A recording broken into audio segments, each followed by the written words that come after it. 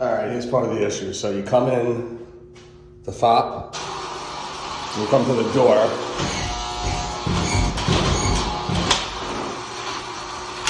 You can see it takes the door a minute to kind of open, right? So I'll do that again, and you'll actually be able to hear it. So I'll fop, I'll try to open the door.